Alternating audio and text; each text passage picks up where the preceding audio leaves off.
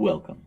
In this session in linear data analysis, we'll explore the perceptron rule for machine learning using pseudocode.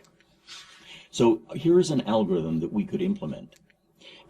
What we'll do is we'll set up a while loop, and we'll assume that this while loop is going to continue as long as we have false positives or false negatives in our classifications. What we'll do is each time we enter it, we'll assume that everything is going to be okay. That is, we'll only have true positives and true negatives.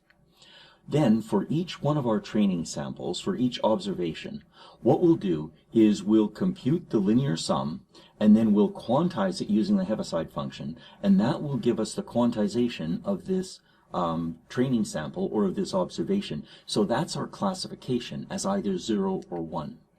We'll then find the error of that sample, and that's the difference between the label for this sample and the classification for this sample. We then will update our estimate of the augmented weight vector by multiplying this error and the vector-like data that we have.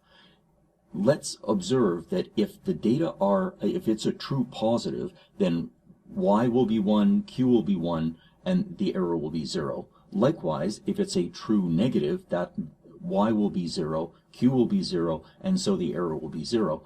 And this will update only on the false positives and the false negatives. If we have a false positive or a false negative, what we want to do is indicate that we're going to have to continue in our while loop. That completes our if statement, that completes our for loop, and that completes our while loop. The remaining question is, how do we enter this loop in the first place? And that's why we set our missed flag to true. This isn't saying that we misclassify data. This is just a computational method to ensure that we enter the while loop properly. Now, let's explore briefly some of the strengths and weaknesses of the perceptron rule. If the data are linearly separable, and that's a very big if, then the perceptron rule is guaranteed to converge to a separation. We can initialize it with a random weight vector for linearly separable data. And for linearly separable data, this will have a computational complexity that's on the order of the number of observations that are present in our data set. The picture is very different for general data.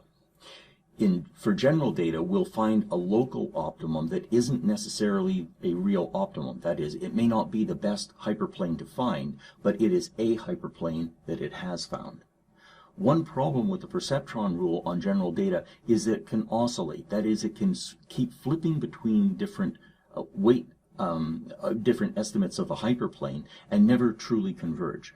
In practice, that while loop is often augmented by an iteration number, such as k, and when k exceeds a user-provided value, we exit and let the user know that we didn't converge. And the perceptron rule in general is lacking one thing that we'd really like in machine learning, which is it doesn't have a criterion for saying when separation is good. That is, all we're asking is that there is a hyperplane that separates the data. We don't have any notion of what the best separating hyperplane could be.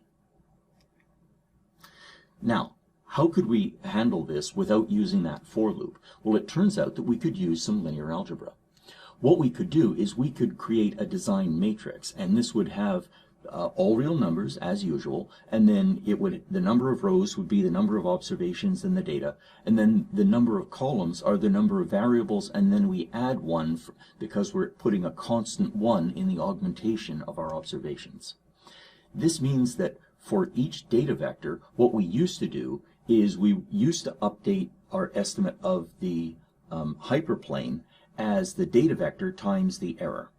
And instead, what we can do is we can gather all of these labels into a single vector, y. We can gather all of these classifications into a single quantization vector, q. And what we can do is a single computation for each iteration. That is, we can update our current estimate of the augmented weight vector that represents the separating hyperplane as the product of the transpose of our design matrix and what amounts to our error vector.